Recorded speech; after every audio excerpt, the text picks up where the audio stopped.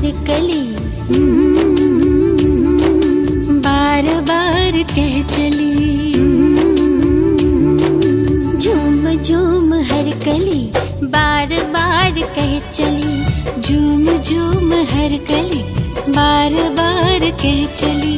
आप जो पधारे तो महक उठी गली गली। झूम झूम हर कली बार बार कह चली। झूम झूम हर कली बार बार कह चली।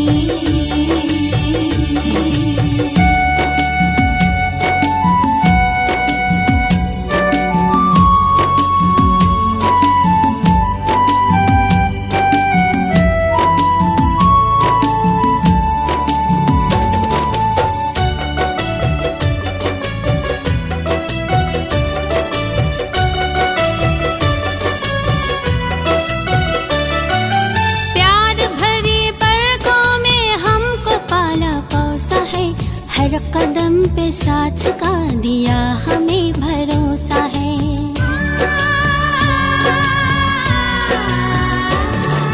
प्यार भरी पलकों में हमको पाला पोसा है।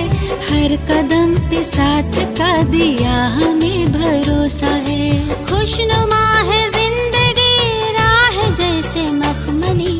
आप जो पधारे तो महक उठी गली गली।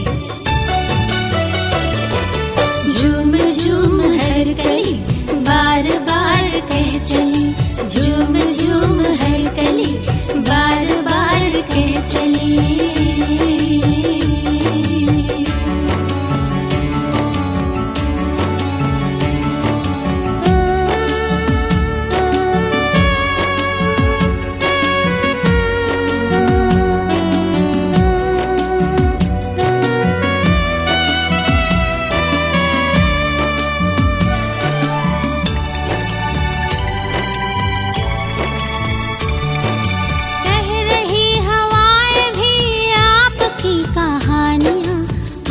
से बरस रही सब पे मेहरबानियाँ।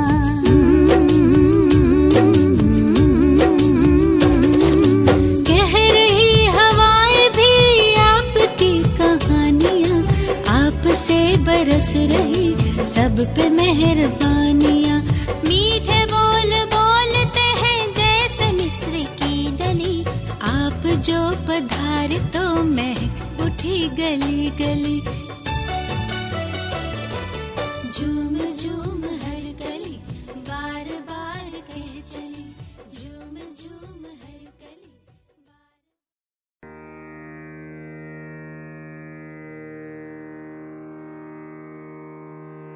तेरा मंगल तेरा मंगल तेरा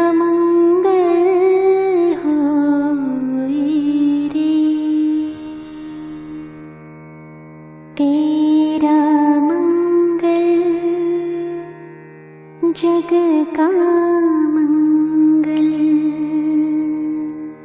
सबका मंगल होए रे। सबका मंगल होए रे। सबका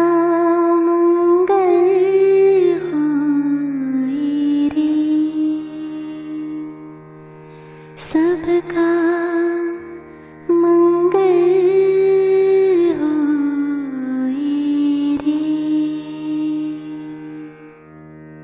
जिसने हमको ज्ञान दिया उस शिव संग प्रीत होए रे।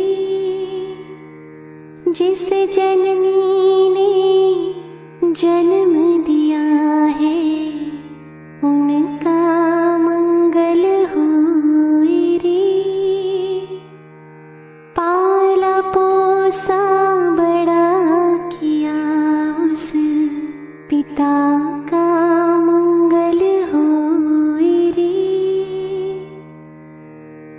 इस जग भारत के सब दुखियारे, प्राणी का मंगल होए रे। जल में, स्थल में और गगन में सबका मंगल होए रे।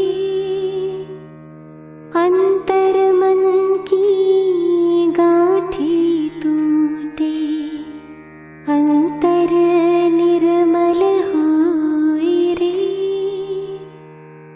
पांच विकार दूर हो जाए, दैवी पुरुष सब होए रे। इस धरती के हर दिल में, तन मन में शिव समाए रे। शुद्ध धर्म धरती पर जागे, पाप पराजित होए रे। एक धर्म एक राज चले हो, एक धर्म एक राज चली, वो स्वर्ण युग फिर होए रे। तेरा मंगल, तेरा मंगल, सबका मंगल होए रे। सबका मंगल होए रे, सबका मंगल होए रे।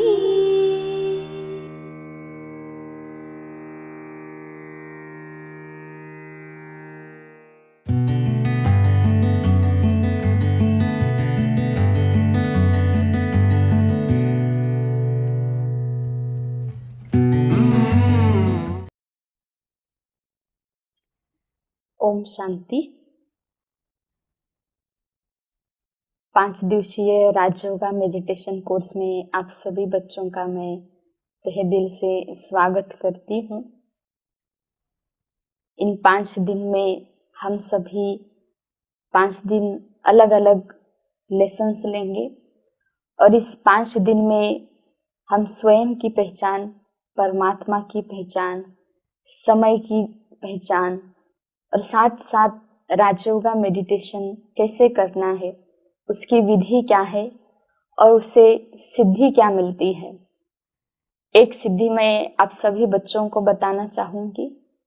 आप सभी जानते हैं कि स्टूडेंट लाइफ में एक गुण की बहुत आवश्यकता होती है और वो गुण होता है एकाग्रता।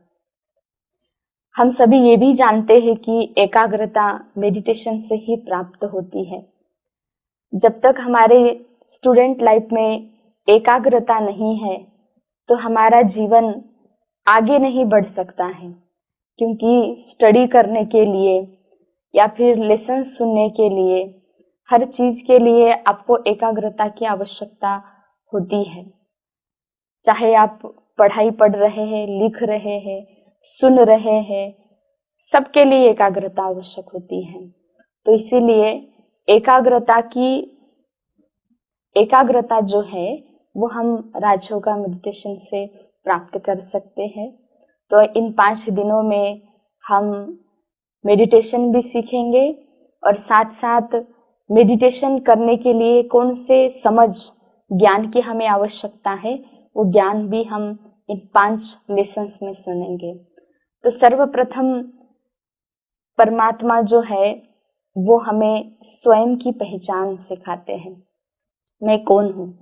अगर मैं आप सभी बच्चों को पूछूं कि आप कौन हैं, तो आप सभी बच्चे आंसर करेंगे कि मैं रोहित हूँ, मैं राम हूँ, मैं श्याम हूँ, मैं रेवती हूँ। तो इस प्रकार से हमें कोई भी हमारा परिचय पूछता है तो हम झट से बता देते हैं। हम अपना नाम बताते हैं परिचय में, पिताजी का नाम बताते हैं, हम कहाँ के रहवासी हैं वो भी बताते हैं। तो बहुत इजी तरीके से देते हैं परिचय, लेकिन ये हमारा सत्य परिचय नहीं है। आप कहेंगे हमारा सत्य परिचय क्या है? ना तो हम आप सभी बच्चे भी रोज दिनचर्या में दो शब्द का प्रयोग बहुत ज्यादा करते हैं, वो है मैं और मेरा। मैं कौन हूं और मेरा क्या है। हम पहले जानेंगे मेरे को। मेरा कौन है, तो हमेशा हम अपने शरीर के लिए कहते हैं यह मेरा शरीर है। जैसे हम कहते हैं ये मेरी आंख है, ये मेरा हाथ है, ये मेरा कान है, ये मेरा मुख है। अर्थात हमारे शरीर के, हमारे बॉडी के हर पार्ट के लिए हम कहते हैं मेरा है। फिर मैं कौन हूं? आंख मैं नहीं हूं, कान मैं नहीं हूं, मुख मैं नहीं हूं, तो फिर मैं कौन हूं? इन सभी पार्ट्स के लिए कहते हैं कि मेरा। तो फिर शरीर में मैं का अस्तित्व क्या है, मैं कौन हूं? तो इस शरीर को चलाने वाली जो चैतन्य शक्ति है वो मैं हूं, जो मुख के द्वारा बोल रही हूं, है ना, मैं बोल रही हूं। आप सभी बच्चे सुन रहे हैं ना, किसके द्वारा सुन रहे हैं? कानों के द्वारा। अगर कान ही ठीक ना होते तो हम सुन पाते बच्चों? नहीं सुन पाते। अगर मुख ही ना होता तो हम बोल नहीं पाते। आंखें अगर ना होती तो हम देख नहीं पाते। तो इन इंस्ट्रूमेंट के द्वारा, इन पार्ट्स के द्वारा कार्य करने वाली एक चैतन्य शक्ति है, एक चैतन्य सत्ता है। उस चैतन्य शक्ति को साइंस एनर्जी कहता है, और इसी चैतन्य शक्ति को आध्यात्मिक भाषा में आत्मा कहा जाता है। अब सभी जानते हैं कि बच्चों के मन में आत्मा माना एक अलग सा विचार बैठा हुआ है। आत्मा माना हमने टीवी में देखा है, सफेद सफेद वस्त्र पहनी हुई होती है। ऐसे नहीं है, है ना, वो वाली आत्मा नहीं है। आत्मा तो मैं हूं, है ना, इस चैतन्य शक्ति का नाम ही आत्मा है। तो मैं कौन हूं? मैं इस शरीर को चलाने वाली शक्ति आत्मा हूं। तो अभी हम जानेंगे कि हमारा शरीर किससे बना हुआ है और हमारी आत्मा किससे बनी हुई है। हमारा जीवन दो चीजों से चल रहा है, एक है आत्मा और एक है शरीर। आत्मा के बिना शरीर का कोई मोल नहीं है, और शरीर के बिना आत्मा का कोई मोल नहीं है, क्योंकि आत्मा शरीर में होगी तो कर्म करेगी। अगर आत्मा शरीर को छोड़ देगी तो वो कर्म नहीं कर पाती है। अगर शरीर आत्मा का पूरक है और आत्मा शरीर का पूरक है, ये एक दूसरे के बिना कुछ नहीं कर सकते हैं, दोनों का भी महत्व है। लेकिन शरीर में सबसे महत्वपूर्ण चीज है आत्मा। हम सभी जानते हैं, कोई किसी की मृत्यु हो जाती है तो हम कहते हैं, जब किसी की मृत्यु हो जाती है तो उनके शरीर को हम डेड बॉडी कहते हैं। क्यों डेड बॉडी कहते हैं? बॉडी है लेकिन कैसे है? डेड है, उसमें चैतन्यता नहीं है, उसमें हलचल नहीं है। क्यों नहीं है? क्योंकि उसमें जो कर्म करने वाली शक्ति थी, जो हलचल करने वाली शक्ति थी, वो इस शरीर में अभी नहीं है। इसलिए हम कहते हैं डेड, है ना, मृत्यु हो गई है। मृत्यु माना आत्मा चैतन्य शक्ति शरीर से निकल जाना। हम बहुत डरते हैं ना, मृत्यु का भी डर होता है, भय होता है। डरने की चीज नहीं, आत्मा कभी भी मरती नहीं है, सिर्फ शरीर का विनाश होता है, आत्मा का कभी भी विनाश नहीं होता है। तो हम दो शब्दों को जानेंगे, आत्मा और शरीर क्या है। आत्मा जो है वो 7 गुणों से बनी हुई है और हमारा शरीर 5 तत्वों से बना हुआ है। इसीलिए हमारा 5 तत्वों से बने हुए शरीर को 5 तत्वों की आवश्यकता पड़ती है, और हम समय प्रति समय उन आवश्यकताओं को पूर्ण करते हैं। आप सभी बच्चों को प्यास लगती है? तो आपका आंसर होगा हाँ, लगती है। क्यों प्यास लगती है? और प्यास लगने के बाद हम पानी ही क्यों पीते हैं? क्योंकि हमारा शरीर जो है वो 5 तत्वों से बना हुआ है। वो तत्व है जल, अग्नि, वायु, पृथ्वी, आकाश। और हमारे शरीर को चलाने के लिए इन्हीं 5 तत्वों की आवश्यकता होती है। जब बच्चों आपको प्यास लगती है तो आप क्या करते हैं? प्यास लगती है तो आप किचन में जाएंगे, ग्लास लेंगे, पानी भरेंगे और पिएंगे। आप पानी लेते समय ये सोचते हैं क्या कितना लेना है, मुझे कितना चाहिए? जितना लेना है आप ग्लास भर के ले लेंगे, फिर ग्लास मुंह को लगाएंगे, और जैसे ही आपके बॉडी में पानी का लेवल जितना आपके शरीर को चाहिए उतना हो जाता है तो आप ग्लास छोड़ देंगे। हम पानी की जगह दूसरा कुछ नहीं पीते हैं ना। आप बच्चों ने कभी पानी की जगह पेट्रोल पिया? नहीं। क्यों? क्योंकि हमारा शरीर जो है पेट्रोल से नहीं बना हुआ है, पानी तत्व से बना हुआ है ना। जैसे भूख लगती है तो हम खाना खा लेते हैं, है ना। खाना माना जो पृथ्वी से बिलोंग करता है।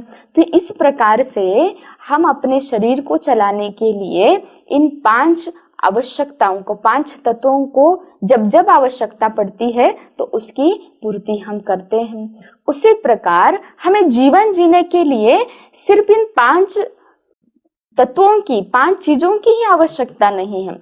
उसके साथ साथ हमको सुख भी चाहिए, शांति चाहिए, आनंद चाहिए। तो ये किसको चाहिए? क्योंकि शरीर तो आपका 5 तत्वों से बना हुआ है और आप उनको 5 तत्व दे रहे हो तो शरीर संतुष्ट हो रहा है। लेकिन सुखी जीवन जीने के लिए हमें इन गुणों की भी आवश्यकता है, बराबर है। क्यों? क्योंकि आत्मा जो है वो 7 गुणों से बनी हुई है। सुख, शांति, आनंद, प्रेम, पवित्रता, ज्ञान और शक्ति। और जैसे ये 5 तत्व अति आवश्यक है शरीर को चलाने के लिए, उसी प्रकार ये 7 गुण भी हमको जीवन जीने के लिए अति आवश्यक है। अगर एक गुण भी हमारे अंदर कम हो जाता है तो जीवन में हम उदास हो जाते हैं, चिड़चिड़े हो जाते हैं, हमें गुस्सा आता है। अगर जीवन में हमारे प्रेम की कमी हो जाए तो हम अकेले अकेले महसूस करते हैं, है ना, बराबर है। गुस्सा आता है। क्यों गुस्सा आता है? क्योंकि हमारे जीवन में शांति की कमी है। बच्चों, आपको भी गुस्सा आता है ना कभी कभी? क्यों गुस्सा आ रहा है? उस समय हमारे अंदर शांति की कमी हो जाती है, तब हमें गुस्सा आने लगता है। तो इस प्रकार आत्मा 7 गुणों से बनी हुई है और शरीर हमारा 5 तत्वों से बना हुआ है। जितना जरूरी शरीर को चलाना है उतना ही जरूरी हमको आत्मा को भी चलाना है ना, क्योंकि मैं ही आत्मा हूँ। मेरी रिक्वायरमेंट पूरी होगी तो शरीर अपने आप ही संतुष्ट रहेगा। इसके पश्चात हम जानेंगे कि जैसे शरीर में अलग अलग पार्ट्स हैं और अलग अलग वो कार्य करते हैं। जैसे आंखों का कार्य है देखना, कानों का कार्य है सुनना। तो ये हमारे शरीर की एक प्रकार से शक्ति है, सुनने की शक्ति, देखने की शक्ति। तो इनके द्वारा हमारी आत्मा अलग अलग कार्य करती है। तो हम जानेंगे कि आत्मा की शक्तियां कौन सी है। आत्मा की 3 शक्तियां हैं। पहला है मन, दूसरी है बुद्धि और तीसरे है संस्कार। ये तीनों शक्तियों के कार्य अलग अलग हैं। हमारा मन क्या है ना, मन के लिए हम कहते हैं कि मन बड़ा चंचल है। आप सभी बच्चे भी जानते हैं ना, मन 1 मिनट में घर पहुंच जाता है, घर से स्कूल पहुंच जाता है, स्कूल से घर पहुंच जाता है, या फिर स्कूल में बैठे बैठे टीचर पढ़ा रहे हैं हमें और हम पहुंच जाते हैं पुणे, हम पहुंच जाते हैं मुंबई, हम पहुंच जाते हैं घर में, हम पहुंच जाते हैं लंच बॉक्स में। तो हमारा मन घूमते रहता है।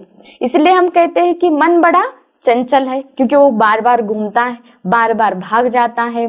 तो हम हमारे मन को एक उपमा भी देते हैं कि मन क्या है? चंचल घोड़ा है। लेकिन घोड़ा तभी वो भागता है जब उसके मालिक के हाथ में उसकी लगाम न हो। अगर घोड़े को लगाम लगाया जाए तो घोड़ा वही जाएगा जहां मालिक चाहेगा। लेकिन हमारा जो मन है वो बिन लगाम का घोड़ा हो गया है। इसको ऑर्डर नहीं मिला है, आपने ऑर्डर नहीं दिया है कि अभी हमको टीचर पढ़ा रहे हैं तो मुझे मन को एकाग्र करते हुए, हे मन अभी टीचर पढ़ा रहे हैं तो अभी हमें क्या करना है? एकाग्रता से सुनना है। हमने मन को ये ऑर्डर न देने के कारण मन वहां बैठे बैठे टीचर को हम देख भी रहे हैं, आंखों से देख भी रहे हैं और सिर भी हिला रहे हैं, लेकिन मन से कहाँ है? घर चले गए हैं, मम्मी के पास चले गए हैं, है ना, खाना खाने में चले गए हैं, मार्केट में घूमने के लिए चले गए हैं, मित्र के पास खेलने के लिए चले गए हैं। क्यों आपका मन भाग रहा है? क्योंकि आपने आपके मन को ऑर्डर नहीं किया है। तो हमारे मन में दिन में 4 प्रकार के विचार चलते हैं, क्योंकि मन है विचार करने की शक्ति। आत्मा की विचार करने की शक्ति को मन कहा जाता है। और इस मन में दिन भर में 4 प्रकार के विचार चलते हैं। तो पहले प्रकार के विचार है पॉजिटिव थिंकिंग, सकारात्मक चिंतन। दूसरे प्रकार के विचार है नेगेटिव थॉट्स, नकारात्मक चिंतन। तीसरे है नेसेसरी थॉट, आवश्यक विचार, जो हमारे दिनचर्या से जुड़े हुए हैं। जैसे ही आप बच्चे सुबह उठते हैं तो कुछ संकल्प करते, विचार करते कि मुझे ये करना है, तो उसे कहा जाता है आवश्यक विचार। और चौथे प्रकार के विचार है वेस्ट। तो वेस्ट माना जो कुछ काम के ही नहीं है न, या तो हमारा मन फ्यूचर में चला जाता है या पास्ट में चला जाता है। तो पास्ट से अब हम पास्ट को तो वापस नहीं ला सकते हैं।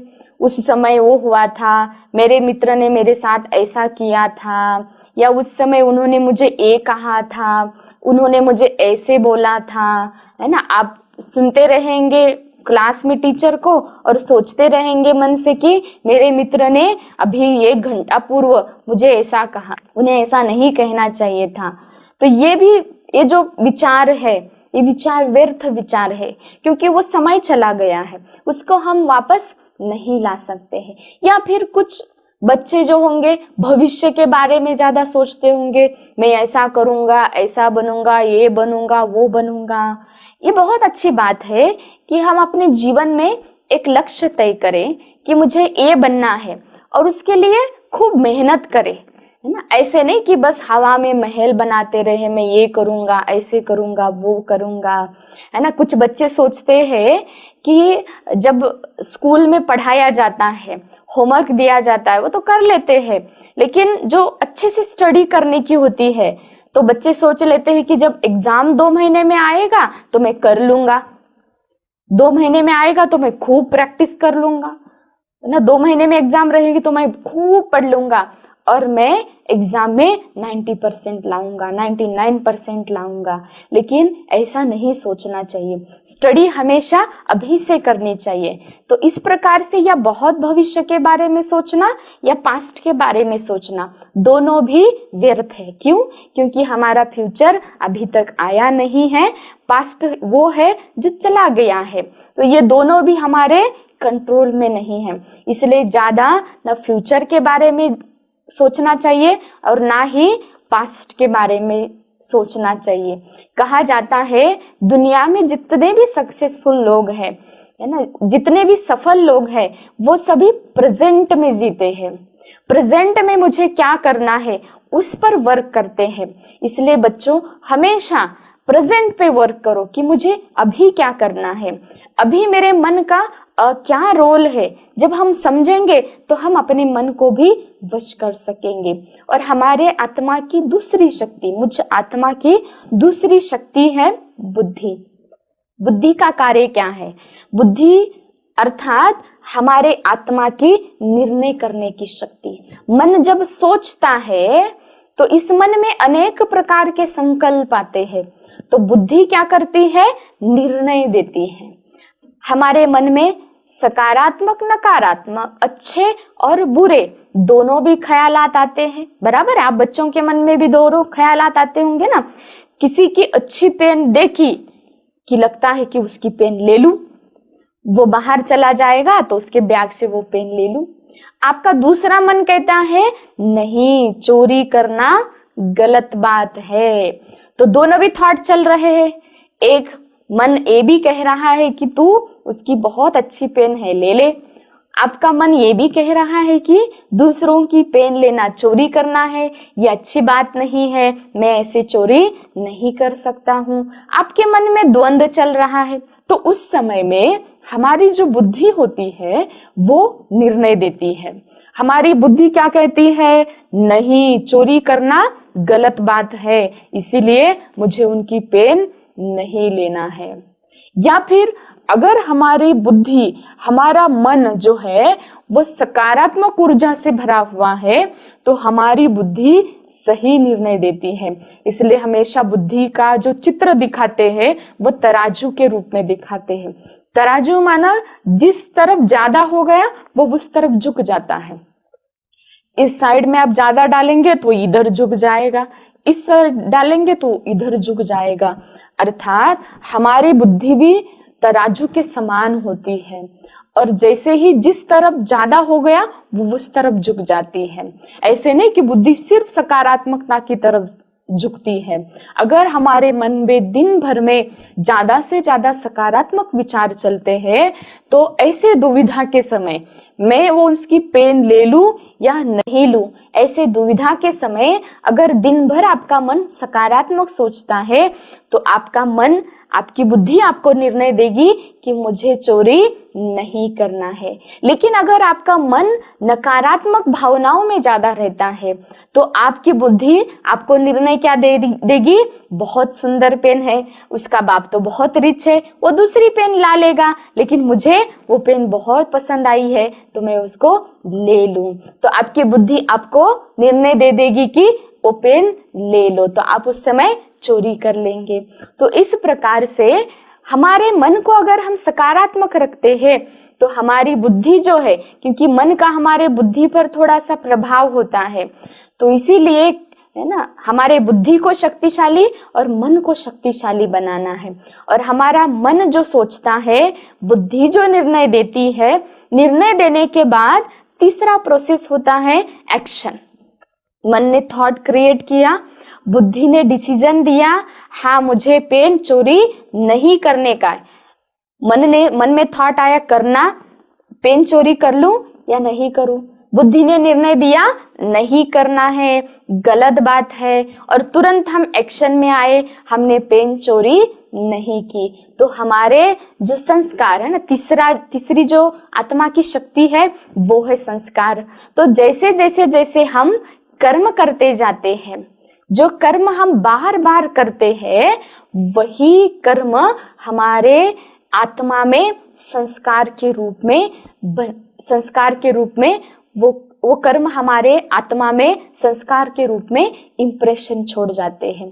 संस्कार माना क्या, बहुत सरल शब्द में कहना चाहूंगी आप सभी बच्चों को।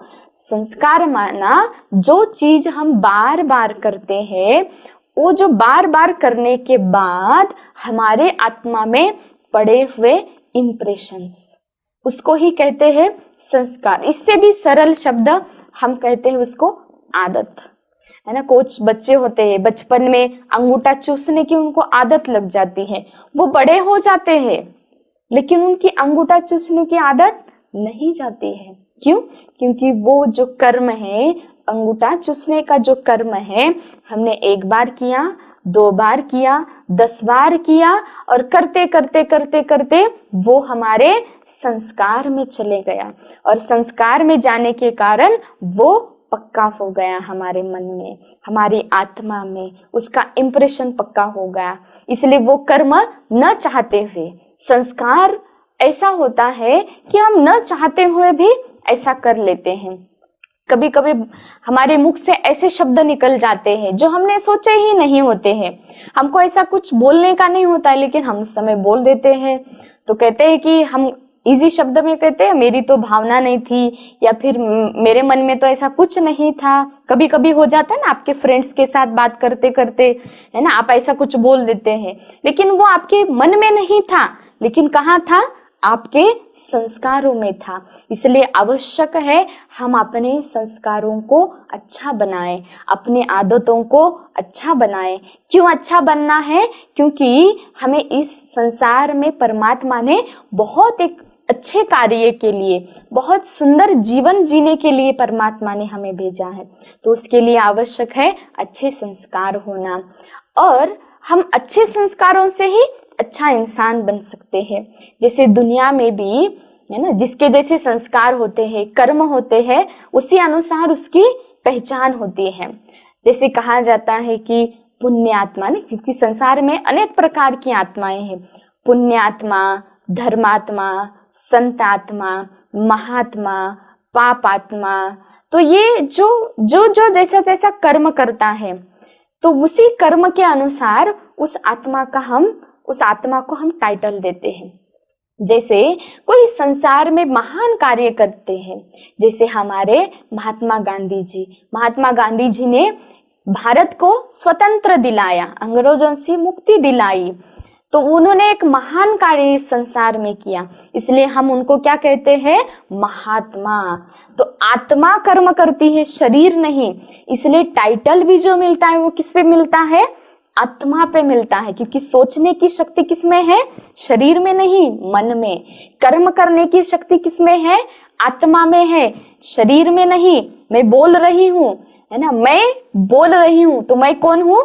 मैं आत्मा इस मुख के द्वारा बोल रही हूँ, मैं आत्मा इस आंखों के द्वारा देख रही हूँ, अर्थात कर्म करने वाली कौन है? आत्मा है। इसलिए टाइटल भी किस पर मिलता है? आत्मा पर मिलता है।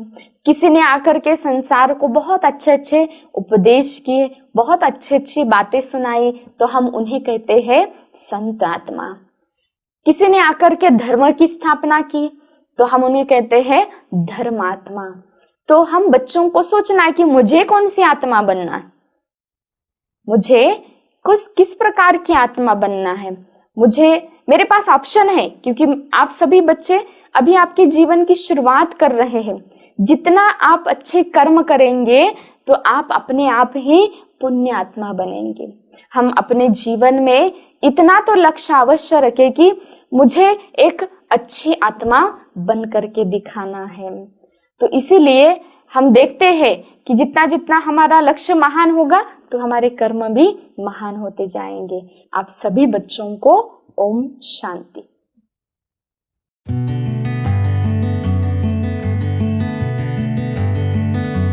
ओम शांति। बच्चों, आज हम गीता के श्लोक को पढ़ेंगे और उसका अर्थ को भी समझेंगे। तो पहले हम आत्मा के संबंधित श्लोक को समझेंगे। यह श्लोक गीता के अध्याय 2 श्लोक 23 में आता है।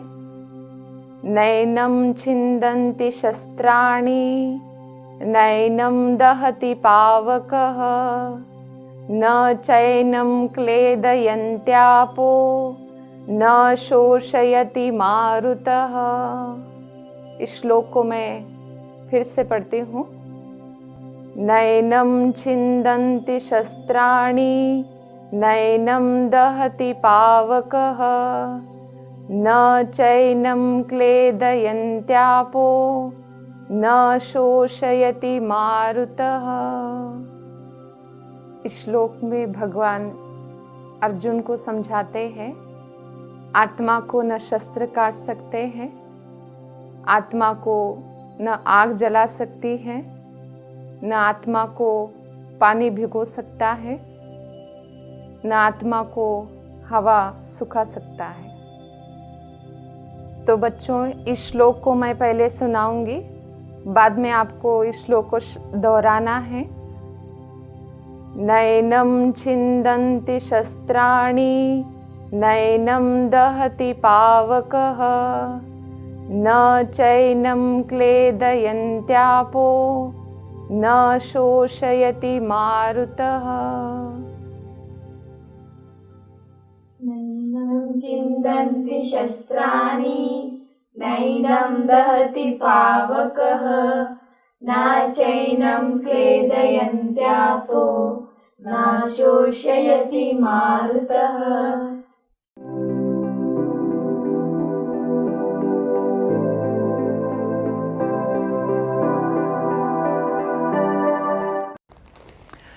ओम शांति। आज हमें ये जानकर अति हर्ष हो रहा है कि बीदर सेवा केंद्र की ओर से 6th to 12th स्टैंडर्ड के लिए children camp for new Ira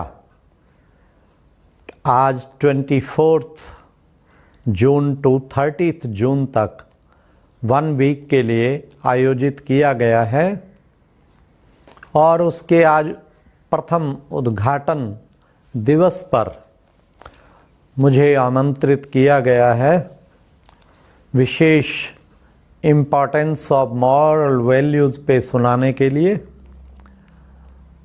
तो मुझे बहुत खुशी है, ख़ास हमारे आदरणीय सुमंगला बहन और सुनंदा बहन के प्रयास से सभी बच्चों को इस चिल्ड्रन कैंप का बहुत बहुत लाभ मिलेगा।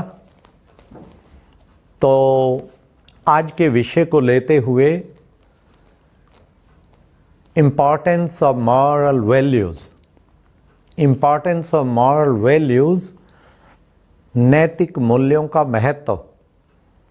आज के विद्यार्थी विशेष हर पढ़ाई में बहुत टॉप आना चाहते हैं, उनके पेरेंट्स भी चाहते हैं हमारे बच्चे बड़े अच्छे अंक लें ताकि वो बहुत ही अच्छी डिग्री प्राप्त कर पाएंगे। तो मार्क्स अच्छे होंगे, अच्छे engineering college, medical college, IIT उनमें एडमिशन हो पाएगा और उनका अच्छा कैरियर बनेगा।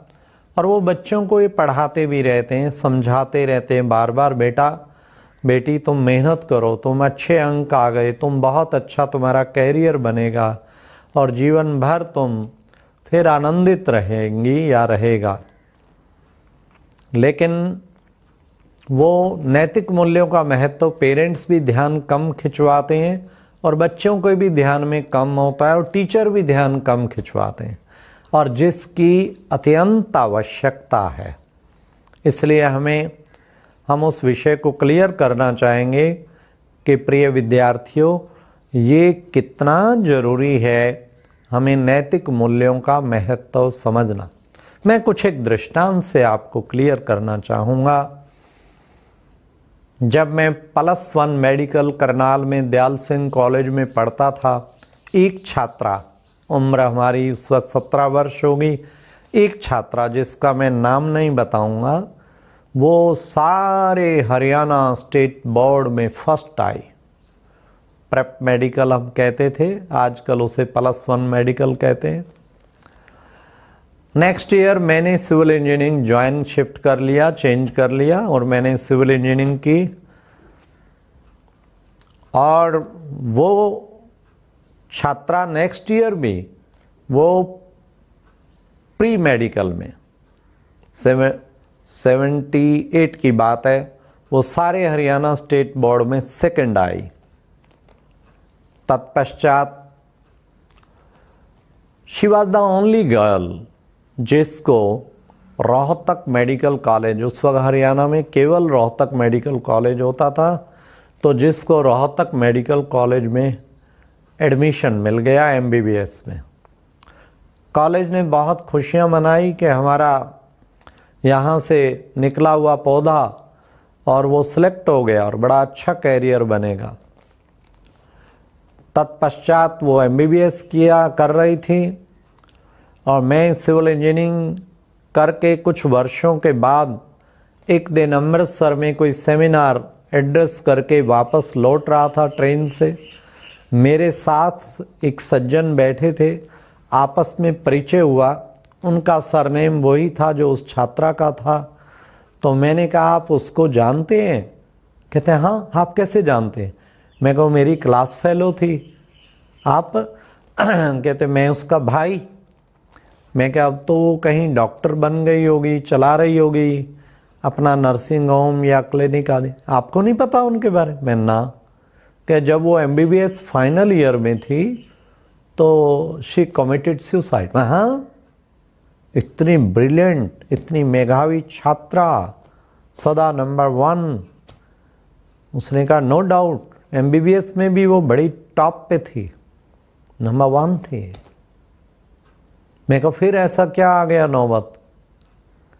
कहते नौबत क्या बताएं, हमें तो मालूम था कि वो सेंसिटिव नेचर की है, इसलिए हम घर में कुछ नहीं कहते थे। पर किस किस को समाज में कहेंगे इसको कुछ ना कहना है, बहुत सेंसिटिव है।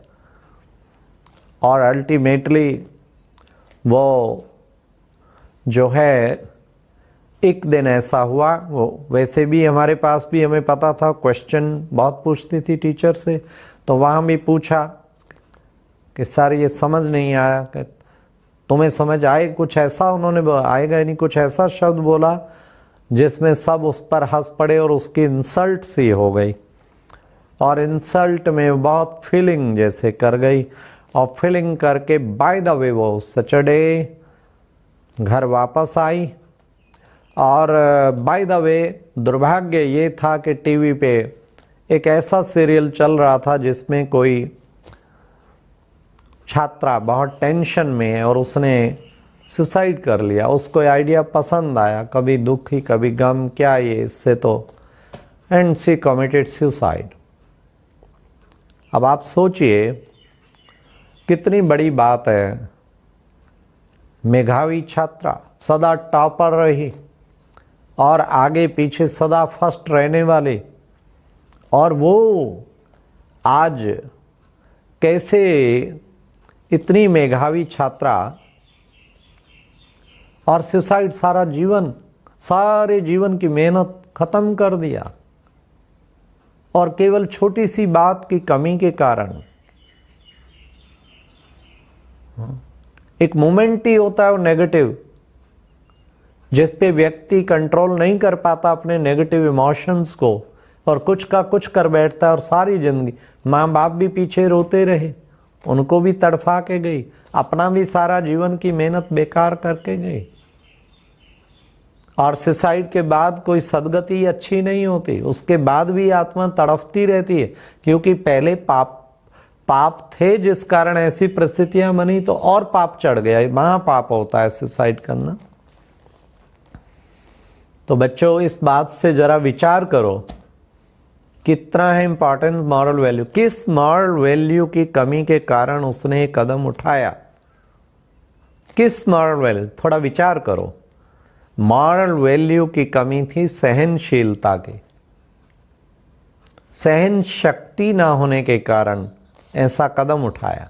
कुछ भी हो गया, अरे क्यों घबराते हो, क्यों घबराते हो। एक मेरे पास नोट है 2000 रुपये का, मैंने उसको मरोड़ दिया, फिर उसको मैंने रख के खूब उस पर लातें मारी, घुसा मारा, फिर उसके बाद उठा के देखा वो तो 2000 का 2000, उसकी वैल्यू 2000 ही है। कितना पटको, कितना मारो, कितना कुछ करो, उसकी वैल्यू 2000 ही है। तो आप जो हैं, आप यूनिक सोल हैं, आपकी वैल्यू किसी के कुछ बोलने से और आप जीवन का अंत करने को हो जाए तो महामूर्खता है।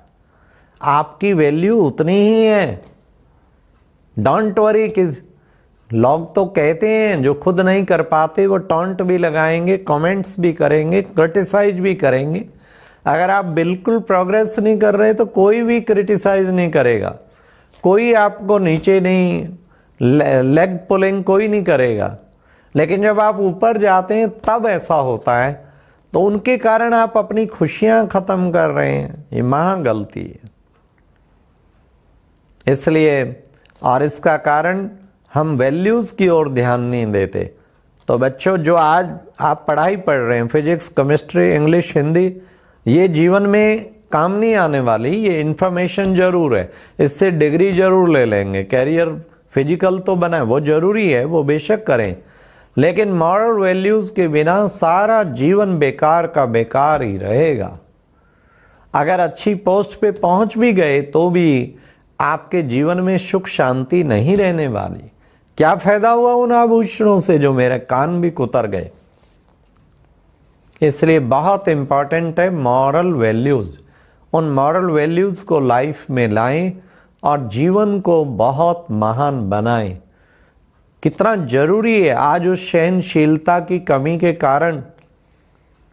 मैं बड़े बड़े इंस्टीट्यूट कोटा में जो प्रसिद्ध हैं, 50,000 बच्चे पढ़ते हैं, एक में 60,000 बच्चे पढ़ते हैं, उनके डायरेक्टर से भी मिला और उन्होंने जब एक बात का मुझे इन्फॉर्मेशन मिला, बड़ा ताजुब हुआ। वहाँ से बहुत बच्चे अच्छे अच्छे कैरियर बना के जाते हैं। पेरेंट्स अपने बच्चों को कोटा में उन इंस्टीट्यूट में एडमिशन दिलाते हैं, लेकिन उसके बावजूद भी कई बच्चे तो कैरियर बहुत अच्छा बना के जाते हैं।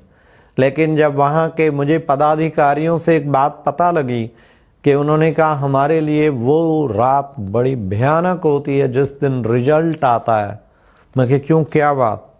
कहते कितना भी हम समझाएं, जिन बच्चों को एक्सपेक्टेशन होती है और जब वो रह जाते हैं उनके रिजल्ट उतने नहीं आते, तो उस रात कभी कभी कोई ना कोई बच्चे सुसाइड भी कर लेते हैं और अगले दिन पेपर में छपा होता है। अब आप सोचिए, जीवन का अंत क्या समझते हो? ये पढ़ाई, एजुकेशन, यही एजुकेशन ही जीवन का सार है? महामूर्खता है। आज बहुत सारी कंपनीज के चेयरमैन और मैनेजिंग डायरेक्टर वो अधिक पढ़े हुए नहीं है, ग्रेजुएशन भी नहीं है कईयों की, और उनके नीचे पता नहीं कितने इंजीनियर, डॉक्टर चल रहे हैं। तो इसलिए हिम्मत क्यों हार गए आप? करेजियस बनो। मॉरल वैल्यूज क्या कहती? बी करेजियस, साहस रखो। साहस सब गुणों का राजा है। साहस होगा तो सारे ही गुण आ जाएंगे। A young man at the age of 22 failed in business. 22 वर्ष की उम्र में बिजनेस में फेल हुआ। At the age of 24 lost Congress election. At the age of 26 wife expired. 27 mental breakdown. 35 lost the Senate election. 45 again lost one more election. 49 he lost the vice president election. And 52 he won the president election. बच्चों जानते हो किसकी story है? ये real story है। किसकी है? Gas लगाइए। ये है story US president Abraham Lincoln की। ऑल लाइफ फेल स्टोरी, फिर भी उसने हिम्मत नहीं छोड़ी और एक दिन विश्व के एक ऐसे समृद्ध देश का वो राष्ट्रपति बन गया। What is about you? छोटे छोटी फेलियर में मर जाएं। कहीं यूथ से मैं सुन के हैरान होता हूँ, पूछते हैं जब हम एड्रेस करते हैं कहीं कॉलेज कहीं स्कूल, तो पूछते हैं बच्चों आप क्या चाहते हैं? तो कोई जब यूथ जवाब देता है सर बताऊं मैं क्या चाहता हूं, क्या चाहता, मैं मर जाना चाहता हूं। है अभी से क्या हो गया? अरे इस देश में 90 साल के जवान भी मिल जाते हैं और आप जैसे कोई 12-13 वर्ष के बूढ़े भी मिल जाते हैं जो अभी से कहते हैं मर जाऊं। इतनी जल्दी जिंदगी से हार गए हो, स्ट्रगल से हार गए हो। मॉरल वैल्यूज बहुत जरूरी है। जैसे सहनशीलता जरूरी है, ऐसे करेज, साहस सब गुणों का राजा है। हिम्मत नहीं हारो, हिम्मत कभी नहीं हारो। हिम्मत करे इंसान तो क्या कर नहीं सकता। है चीज कौन सी वे जिसे पा नहीं सकता। हिम्मते मर्दा मत दे खुदा, हिम्मत का तुम एक कदम उठाओ, मदद तुम्हें कितनी मिलेगी।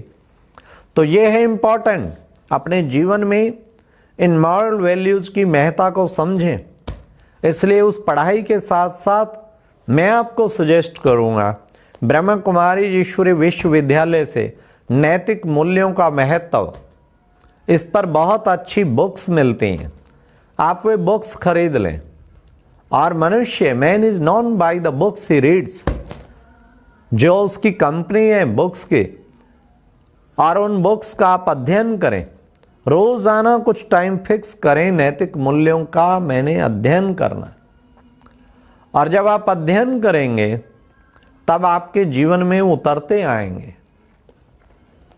इसलिए ऐसे नैतिक मूल्यों को अपनाने के लिए ही ब्रह्मा कुमारी सेंटर में बच्चों के लिए प्रोग्राम्स भी किए जाते और साथ साथ बच्चों के लिए क्लासेज भी लगती हैं। तो क्लासेज भी भिन्न भिन्न टाइम पर लगती हैं। इसलिए हमें वो विशेष कोशिश करनी है, रोजाना भी थोड़ा संपर्क में आके वहाँ अटेंड करेंगे, उससे नैतिक मूल्यों का जीवन में बहुत सुंदर विकास होगा। तो हम प्रयास करें ऐसे विकास को अपने जीवन में लाने के लिए। तो मैं कुछ नैतिक मूल्य बताना चाहूँगा जिसको जीवन में आप धारण करेंगे तो बहुत ही श्रेष्ठ जीवन आप बना पाएंगे।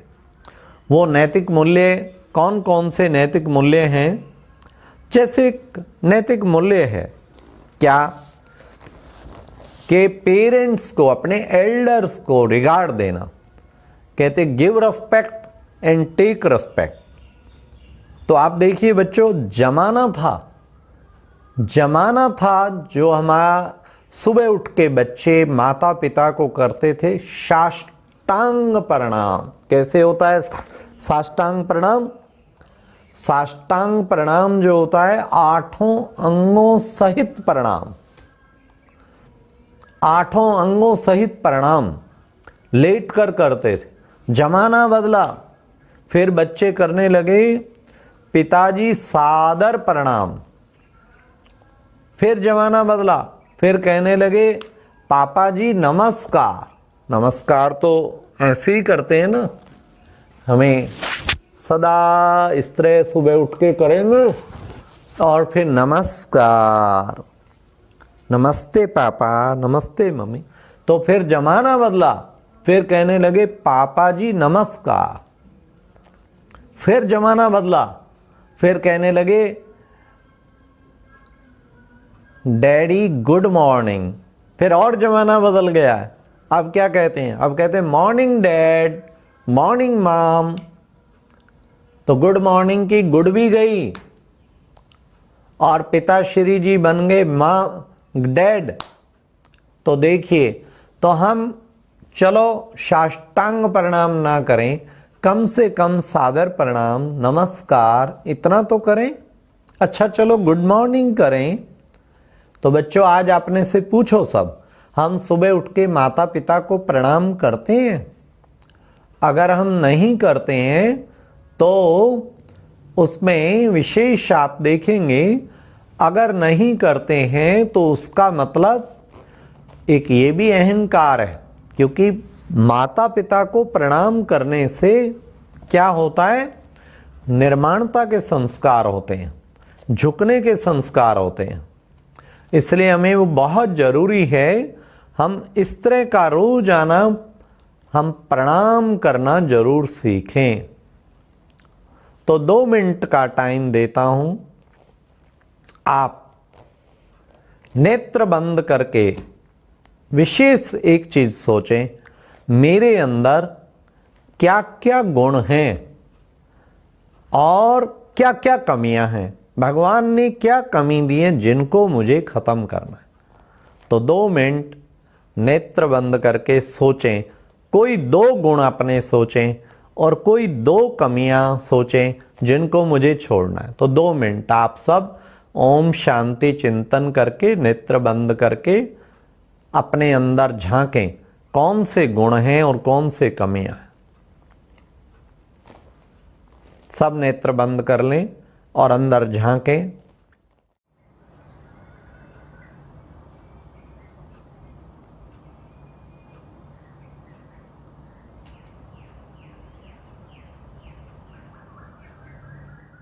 ओम शांति। उम्मीद है आप सब ने अच्छी तरह से चेकिंग किया होगा। नेत्र खोल लें। आपने चेकिंग किया होगा कि कौन से 2 गुण हैं, कौन से 2 विशेषताएं भगवान ने मुझे दी हैं और कौन से 2 कमियां हैं जिनको मुझे छोड़ना है। तो 2 विशेषताएं, इसको कहते हैं स्वॉट एनालिसिस। स्ट्रेंथ, मेरे को कौन कौन सी स्ट्रेंथ मतलब विशेषताएं कौन सी हैं, उनको भगवान के कार्य में यूज़ करना है, ईश्वरीय सेवा में यूज़ करना है, उनको औरों को भी वो दान देना है। और 2 कमियां कौन सी हैं, और 2 कमियां जो हैं उनको मुझे छोड़ना है। ये रोज़ाना चेक करें मेरे से क्या गलती हुई जिसको मुझे छोड़ना है, और अच्छे गुणों को ज़्यादा से ज़्यादा धारण करना है। अब मैं पहली वैल्यू मैंने बताई माता पिता को प्रणाम करना, और दूसरी वैल्यू मैं बताना चाहूँगा मुख से कभी भी अपशब्द नहीं बोलने। मुख से हम अपशब्द बोलते हैं तो वो भी ठीक नहीं है। नॉनसेंस, इडियट, मूर्ख, पागल, बेवकूफ़ और पता नहीं क्या क्या गालियाँ तक कहीं दे देते हैं। अच्छा बच्चों, पूछना चाहूँगा आप में से कोई है जो कभी भी कोई मुख से अपशब्द नहीं बोलता? तो मैं कभी कभी कहाँ एड्रेस करता हूँ, 1,000 विद्यार्थी होते हैं, एक भी ऐसा नहीं मिलता जो मुख से अपशब्द ना बोले। कुछ ना कुछ हंसी मजाक में या गुस्से में अपशब्द बोले ही जाते हैं। दूसरी वैल्यू ये धारण करें, कुछ भी हो जाए मुझे मुख से अपशब्द नहीं बोलने हैं, मुझे मुख से कभी भी अपशब्द नहीं बोलने हैं। अपशब्द भगवान ने जीवा दी है, किस लिए दी है? कम बोलो, धीरे बोलो और मीठा बोलो, ना कि मुख से अपशब्द बोलो। कहते जवान, इसमें कोई हड्डी नहीं है, परंतु ये कई हड्डियों को तोड़ने की ताकत जरूर रखती है। वो शब्द ही थे कुछ, वो शब्द ही थे जो कुछ द्रौपदी ने हंसी में बोले, अंधे की औलाद अंधा, और इतना बड़ा महाभारत बन गया। दुर्योधन के तन बदन में आग लग गई कि इसका बदला लेके छोड़ो। कितनी बड़ी महाभारत बनी। महाभारत तो सबने देखी, परंतु कटु शब्द बोलने नहीं बंद किए। और शब्द ही होते हैं कई बार कुछ अच्छे शब्द पुष्पों की तरह बरसते हैं, जिससे खुश होकर बड़े से बड़े काम हो जाते हैं। तो हमें शब्द बड़े मधुर बोलने चाहिए, हमें शब्द बहुत अच्छे, अपशब्द कभी नहीं बोलने चाहिए। तो आज प्रतिज्ञा करें इस चिल्ड्रन कैंप में कि हमें बिल्कुल भी मुख से कभी गाली नहीं देंगे, कभी अपशब्द नहीं बोलेंगे और मुख से सदा मीठा बोलेंगे, रिस्पेक्ट वाले शब्द बोलेंगे, भाई जी बहन जी ऐसे शब्द बोलेंगे। ये है सबसे इम्पॉर्टेंट। नेक्स्ट है नैतिक मूल्य में, नेक्स्ट नैतिक मूल्य हम कहेंगे वो भी बहुत इम्पॉर्टेंट है, जो अक्सर पढ़ाया जाता है स्कूलों में। Early to bed early to rise makes a man healthy wealthy and wise. लेकिन प्रैक्टिकल क्या है? Late to bed late to rise makes a man unhealthy unwealthy and unwise. तो आप देखेंगे कि क्या है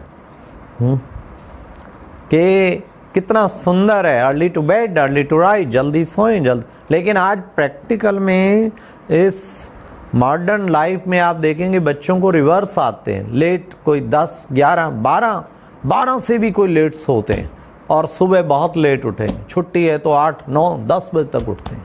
वाई? हमने अपनी आदतें सारी बिगाड़ रखी हैं। उन आदतों को ठीक करने की बहुत ज़रूरत है, उनको हम ठीक करें। उन आदतों को ठीक करेंगे तो बहुत ही अच्छा रहेगा। इसलिए उसमें हम प्रयास करें कि हम ब्रह्म मुहूर्त 4 बजे, जो सब शास्त्रों में गाया हुआ है, इसलिए 4 बजे उठता है जो वो सबसे महान है। तो बच्चों मैं पूछना चाहूँगा, आप में से कौन है जो 4 बजे उठते हैं? किसी किसी के पेरेंट्स उठते हैं, तो कोई रेयर, कोई 1000 में बच्चा मिल जाता है वो भी उठता है, उसे आदत पड़ी हुई है। तो हम हमेशा कहते हैं 4 बजे जो उठते हैं, हमारे इंस्टीट्यूशन में 1 लाख बच्चे हैं और वो सुबह 4 बजे उठते हैं, मेडिटेशन भी करते हैं और पढ़ाई में भी टॉप आते हैं। तो बच्चों एक सुंदर सी आदत जिसने निर्माण कर ली, आज तक गुरुकुलों में 4 बजे तक की उठने की परंपरा बनी हुई है। तो जिसने ये आदत निर्माण कर ली उसके जीवन में किसी प्रकार का विघ्न नहीं रहेगा। इसलिए हम एक स्लोगन सुनाते हैं, जो 4 बजे या उससे पूर्व उठते हैं वे हैं भगवान के योगी बच्चे। योगी माना योग जुड़ा हुआ है, कनेक्शन। जो 5 बजे तक उठते हैं वे हैं भगवान के भगत बच्चे। भगत माना बेटर बट स्टिल सर्चिंग। 6 बजे तक जो उठते हैं वे हैं भगवान के भोगी बच्चे। भोगी माना पड़े रहो और सुख भोग लो। 7 बजे तक जो उठते हैं वे हैं भगवान के रोगी बच्चे। और 8 या उसके बाद उठते हैं वे भगवान के बच्चे ही नहीं हैं। ये है ब्रह्म मुहूर्त उठने का। तो इस आदत को अगर आप डेवलप कर लें तो बहुत महानता होगी। 4 बजे उठें, थोड़ी देर मेडिटेशन अगर कर सकें, कुछ अच्छी पुस्तक पढ़ सकें नैतिक मूल्यों की, और फिर तत्पश्चात स्नान आदि करके अगर आप पढ़ाई पढ़ेंगे, सुबह ऐसी वेव्स होती हैं जो शरीर के लिए, मेमोरी पावर के लिए भी बहुत अच्छी रहती हैं। तो एक इस नैतिक मूल्य को जीवन में अपनाने का प्रयास करें, ये भी जीवन को महान बना देगा। इसलिए हम अपने जीवन को महान बनाना चाहते हैं। ये छोटी छोटी बातें हमारे जीवन को बहुत ऊंचा बनाएंगी। एक और बच्चों से पूछना चाहूँगा, मैंने बहुत जगह कॉलेज में, स्कूल्स में, एक जगह दिल्ली का चिल्ड्रन कैंप लगा हुआ था, वहाँ भी मैंने प्रश्न पूछा। मैं 3 प्रश्न पूछता हूँ, सो आज आपसे भी पूछता हूँ। वो बच्चे सच्चाई से अपना हाथ खड़ा करें जिनको बहुत टेंशन रहता है, किसी भी कारण से हो सकता है, माँ बाप डांट लगाते हैं, पढ़ाई का बहुत लोड रहता है, या अपने ही कुछ संस्कार हैं, या किसी ने इंसल्ट कर दिया, जिनको बहुत टेंशन रहता है वो हाथ खड़ा करें। ओके, कुछ बच्चे इसमें होंगे।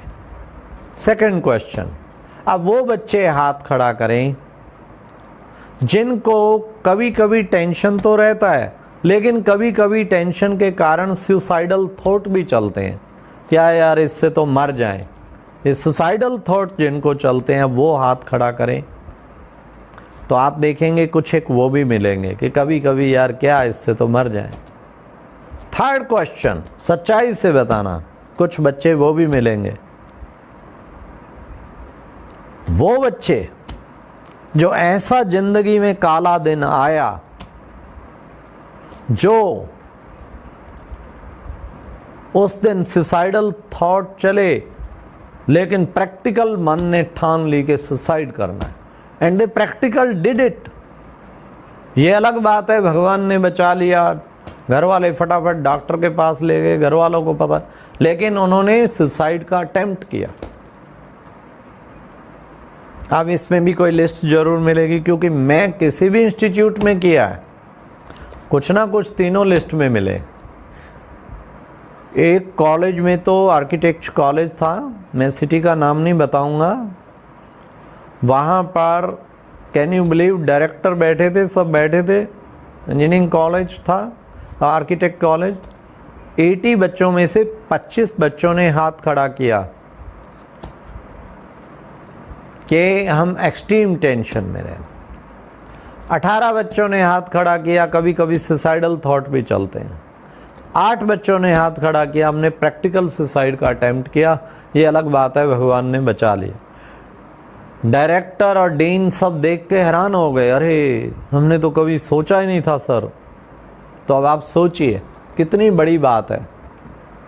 ऐसे दिल्ली में एक बार समर इन्हीं हॉलीडेज में बच्चों का कैंप लगा, छोटे बच्चे थे, यही 10वीं से कम बच्चे थे, 6ठी से 10वीं के होंगे, बस सरप्राइज। बच्चे बड़े दिल्ली के फ्रैंक होते हैं, तो उनमें भी सेम ऐसे ही कम से कम मेरे को 10-11 बच्चे मिले जिन्होंने प्रैक्टिकल सुसाइड अटेम्प्ट। एक एक से पूछा, फ्रैंकली बताया, मेरी मम्मी ने डांटा, पापा ने पिटाई कर दिया, तो मैंने अपना छत से छलांग लगाया।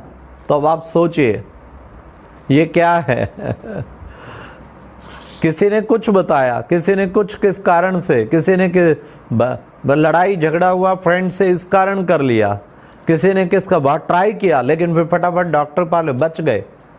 अब आप सोचिए जरा ये क्या है।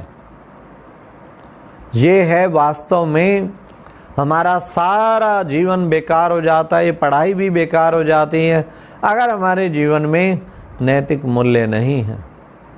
तो बच्चों, आज एक शिक्षा देना चाहूँगा, सुसाइड करता है मनुष्य नकारात्मक परिस्थितियों के कारण, लेकिन ये समझ लें तुम्हारे साथ नकारात्मक परिस्थितियां बनी हैं तो गीता ज्ञान कहता है उसका कारण तुम ही हो, उसका कारण तुम ही हो, तुम्हारी समस्याओं का कारण भी तुम ही हो, कोई और नहीं है। जीवन भर मनुष्य दूसरों को दोषी ठहराता है, लेकिन एक्चुअल उसका खुद का दोष होता है, चाहे वो उसके अपने पूर्व जन्मों के कर्मों के कारण और इस जन्म में भी उसके एटीट्यूड या उसके कारणों से ही उसके लिए परिस्थितियां खड़ी हुई हैं।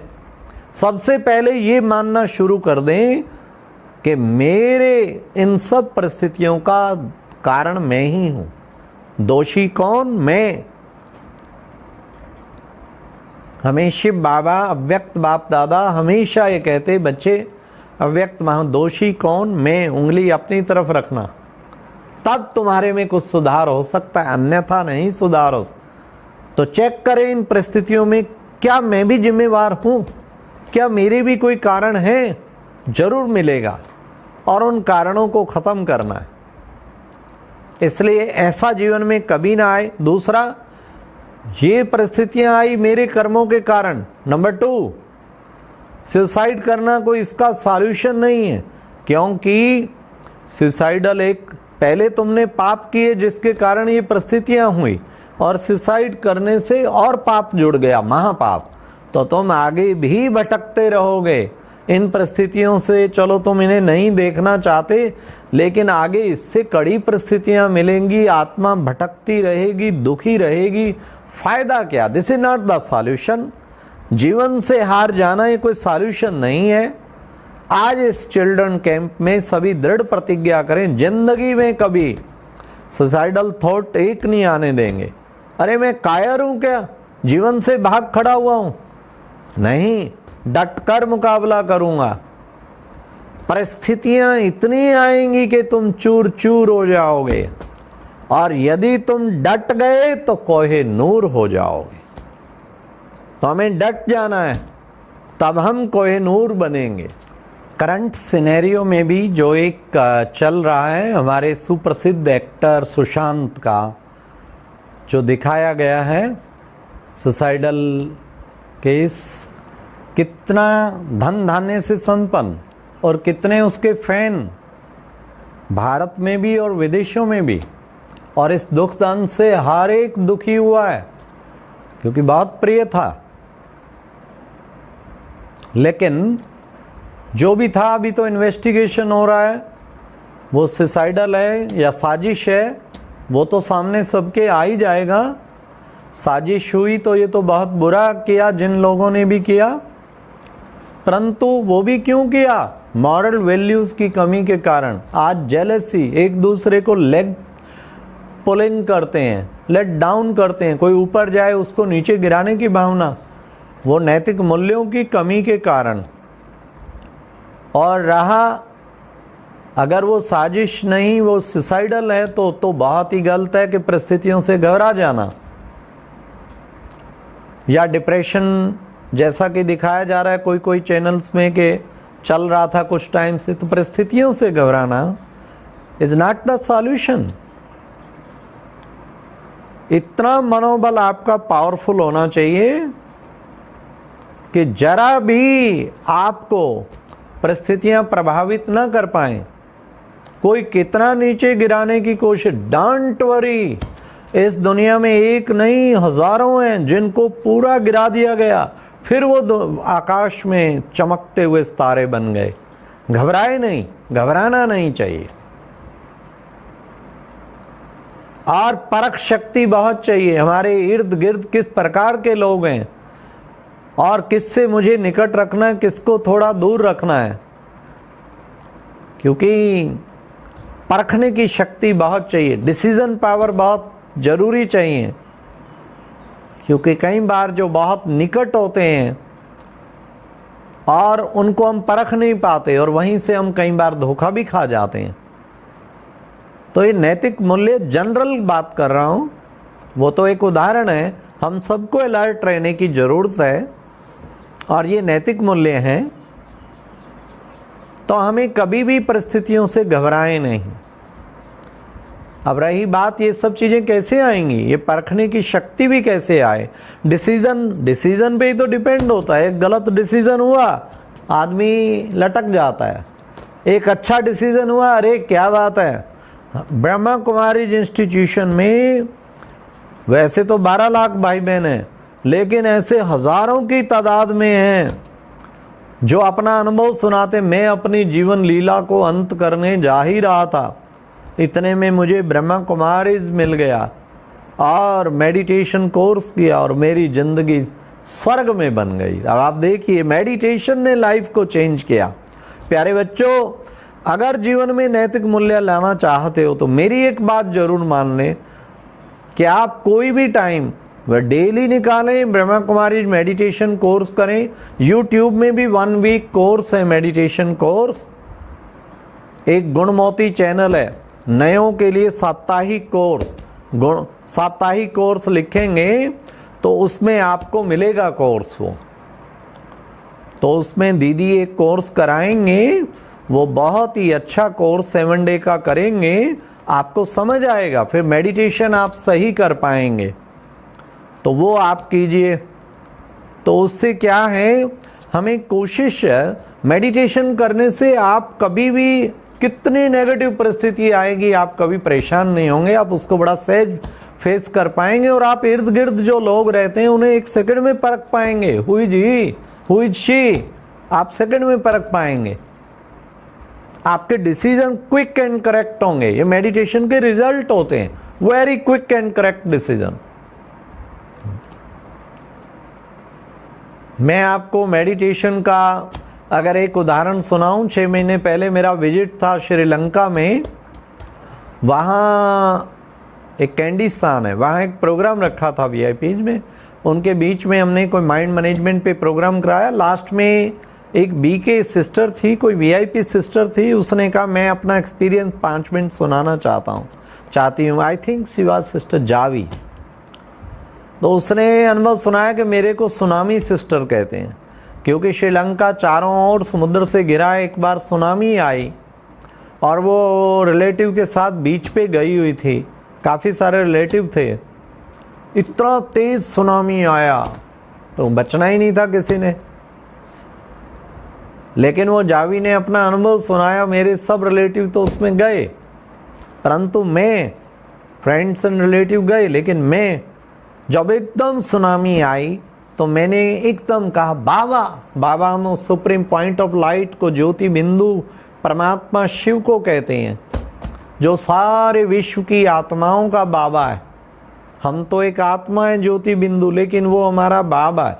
उसने जैसे कहा बाबा, उसे ऐसा लगा जैसे किसी ने उसकी टांगें पकड़ ली हों, और इतना तेज सुनामी जो 30 फुट 40, उसको सुनामी एक लहर इतनी पावरफुल आई, उसको उठा के किसी सेफ स्थान पे जा फेंका, बिल्कुल ठीक सेफ स्थान पर पहुंच गई। उसको एक खरोच भी नहीं आई, वो बिल्कुल ठीक रही और बाकी कोई बचा नहीं। ये देखिए मेडिटेशन का क्या ज़बरदस्त वक्त पे कितनी मदद मिलती है। तो प्रिय बच्चों, मेडिटेशन करेंगे, आपकी कंसंट्रेशन पावर भी बढ़ेगी, मेडिटेशन से मेमोरी पावर भी बढ़ेगी। हाँ, लेकिन मेडिटेशन क्या है ये ज़रूर समझना है। जैसे मैं आपसे पूछूं आपका नाम क्या है, कोई कहेगा मेरा नाम प्रशांत, कोई कहेगा मेरा नाम सुभाष, कोई कहेगा दिनेश। ये शरीर का नाम है, मेरा असली नाम क्या है? देखो, मैं हाथ नहीं हूँ, मैं हमेशा कहता हूँ मेरे हाथ, मेरी टांगें, ये मेरा शरीर। तो मैं कौन हूँ? तो मैं वास्तव में एक अति सूक्ष्म ज्योति बिंदु आत्मा हूँ। ये मेरा शरीर है। मस्तक के बीच में जो टीका लगाते हैं, टीका माना टिक जा, टिकते तो हम है नहीं और टीका लगाते रहते हैं। तो बच्चों, सुबह नहाने धोने के बाद 5-7 मिनट ये चिंतन करें, अपने को यहाँ चमकता हुआ तारा विजुलाइज करें कि मैं एक शुद्ध आत्मा हूँ, मैं एक पवित्र आत्मा हूँ, मैं एक शांत स्वरूप आत्मा हूँ। धीरे धीरे ज्योति बिंदु आत्मा से प्रकाश निकल रहा है। फिर उस परम पिता परमात्मा को याद करें। उसको मेडिटेशन माना to unite yourself with that supreme, the connection of soul with the supreme soul is called the meditation. फिर उस ज्योति बिंदु परम पिता परमात्मा सर्वशक्तिवान गुणों के भंडार ज्योति बिंदु शिव परमात्मा, जो सारे विश्व की आत्माओं के पिता हैं, उस सुप्रीम लाइट पे अपने आप को कंसंट्रेट कर लें और उसकी शक्तियों की किरणें, आनंद की किरणें मेरे ऊपर पड़ रही हैं। ये है मेडिटेशन का तरीका। इस मेडिटेशन का आप अभ्यास करेंगे रोजाना चिंतन करके कि मैं एक शुद्ध आत्मा हूँ, मैं एक पवित्र आत्मा हूँ, मैं एक शांत स्वरूप आत्मा हूँ, आनंद स्वरूप आत्मा। मैं 2 मिनट आपको अभ्यास करा के और उसके साथ ही अपनी वाणी को विराम दूंगा। आप चाहें तो नेत्र बंद भी कर सकते हैं, चाहे मध्यम खुले रख सकते हैं, लेकिन जो जो शब्द मैं बोलूं वैसा वैसा आप विजुलाइज करते जाएं, अनुभव करते जाएं। इस मस्तक के बीच में एक चमकता हुआ सितारा विजुलाइज करें अपने आप को। चारों ओर ग्रीनरी, झरने चल रहे हैं, बहुत सुंदर सुगंधित वायु, अपने को वहाँ पाएं और अपने आप से पूछें कि मैं कौन हूँ। अंतरात्मा जवाब देगी कि मैं एक आत्मा हूँ, मैं एक ज्योति स्वरूप आत्मा हूँ। मस्तक के बीच में विराजमान हूँ। मैं एक शांत स्वरूप आत्मा हूँ।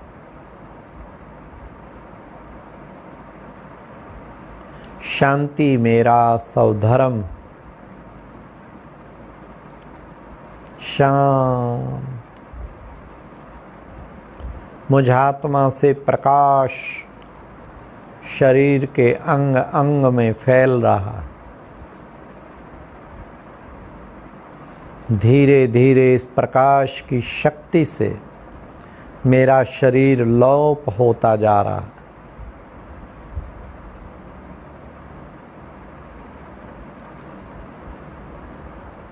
अब मैं रह गई हूँ एकमात्र ज्योति बिंदु आत्मा।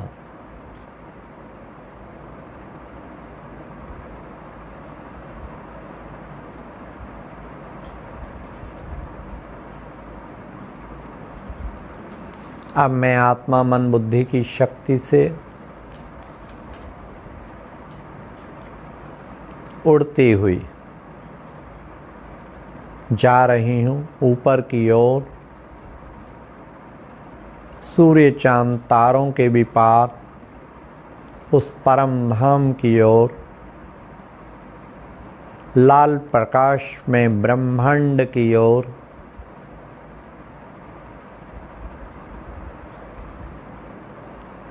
उस शांति धाम में प्रवेश कर रही हूँ।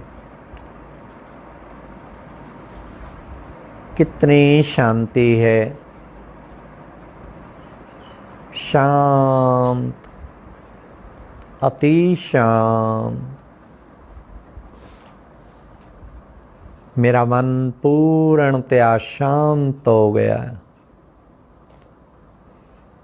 सुप्रीम लाइट शिव परमात्मा चमक रहे हैं परम धाम में। ठीक मैं उनके नीचे बैठ गई हूँ। शांति की किरणें उतर उतर कर मुझ पर पड़ रही हैं। शिव बाबा, आप सचमुच मेरे पिता हैं, सुप्रीम लाइट हैं। मैं आपकी लाइट आत्मा हूँ। आप सचमुच शांति के सागर हैं बाबा, और मैं अति शांत स्वरूप, अति शांत आपके पास बैठ के मेरा मन पूर्णतया शांत हो गया। शांत शांत।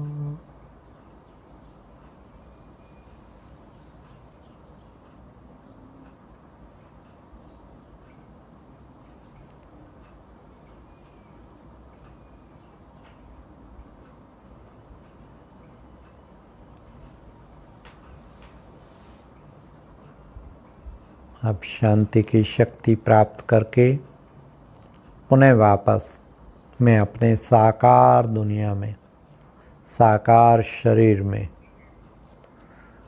वापस आ रही हूँ और फिर साकार शरीर में प्रविष्ट कर जाती। ओम शांति शांति।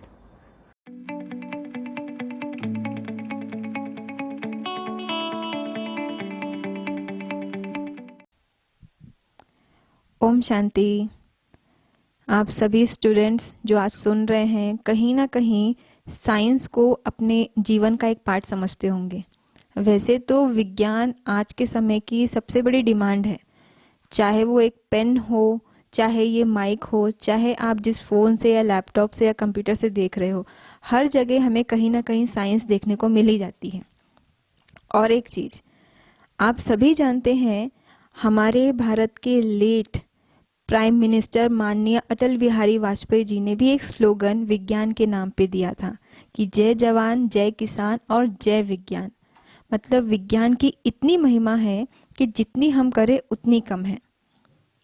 आज खास आप सभी बच्चों के लिए हम कुछ ऐसी ही बातें लेके आए हैं जो आपके जीवन में आपको हमेशा सहयोग देती रहेगी। एल्बर्ट आइंस्टाइन का नाम आपने सुना है, मैडम क्यूरी है, डॉक्टर सीवी रमन है, थॉमस अल्वा एडिसन का नाम किसने नहीं सुना है। और तो और आइजैक न्यूटन है, और न जाने ऐसे कितने साइंटिस्ट हैं जो भारत ही नहीं, भारत के बाहर में भी विश्व स्तर पर बहुत फेमस होके गए हैं। थॉमस अल्वा एडिसन का नाम तो आप सभी ने सुना है, और थॉमस अल्वा एडिसन नहीं होते तो सोचिए ये बल्ब कहाँ से मिलता। कितना सुंदर आविष्कार है कि जिसके रहते हमने बच्चों, आज आप सभी के साथ में हम ऐसे ही कुछ साइंस के फन फैक्ट्स, कुछ जनरल फैक्ट्स आप सबके साथ में शेयर करना चाहते हैं।